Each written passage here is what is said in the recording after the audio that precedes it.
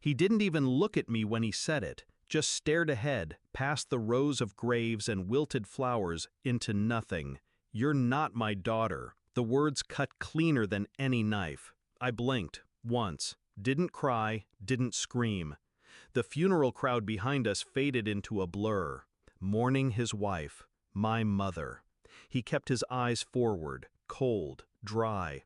"And you won't see a cent from me. You can stop pretending now." My hands were folded in front of me, still, controlled. It was raining, but I didn't move. He walked away like he hadn't just buried the last connection we had. And I stood there, empty, until a thought surfaced. Not a scream, a strategy. He never loved me, not fully, but I thought I was imagining it. The way he favored my brother, the way he paused before introducing me at events, always calling me by my full name, never my daughter. I ignored it, swallowed it, told myself it was just his way. But when Mom died, the mask came off. He didn't even invite me to read at the service. I found out about the will's revision the day after, through his lawyer.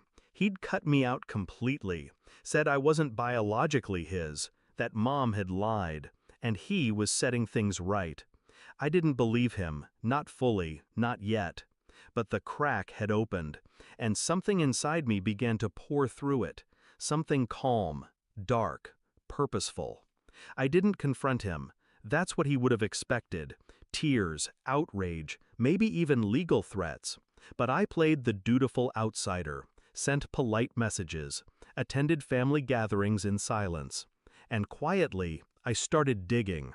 Old letters, emails, DNA kits. I knew where he kept things, how meticulous he was with records. I had access to everything once, enough to find what I needed, enough to build the truth on paper. What I found wasn't just paternity, it was worse. Turns out Mom had lied, but not in the way he claimed. She'd covered for him to protect me, because he wasn't just a distant father, he was a cheating one. Affairs, financial trails, a whole second life that threatened everything he'd built. Mom knew. She kept it hidden, for the sake of the name, the image. And now she was gone, which meant I was the only one left who knew, and I held proof in my hand. It came in the form of a document, bound, stamped, DNA reports, bank statements, signed confessions from an ex-employee he had paid off to stay silent about the affair. Even a letter from my mother. She must have written it when she knew she was dying. It was addressed to me. "I'm sorry I didn't protect you better." It was all there. The truth in black and white. He wasn't disowning me because I wasn't his child. He was disowning me because I was the only one who knew who he really was. I slid the folder into a black box, wrapped it with silver ribbon, and waited for the perfect moment. His 70th birthday party was held at the country club, elegant, excessive, empty in all the ways that mattered. He stood at the center, shaking hands with politicians and men who owed him favors. I approached calmly. He saw me and smirked. "Didn't expect you'd come." I handed him the box. "I brought a gift," I said. He unwrapped it without interest, expecting a peace offering. But when he lifted the lid, he froze. Read the top page, then the second. The color drained from his face. He glanced up at me, eyes shaking. "What is this?" I stepped closer. "Your legacy." Then I turned and walked away.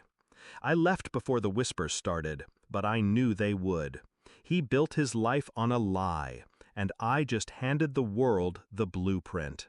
He never called me again, didn't contest it, didn't fight back, because men like him only know how to control, not how to defend.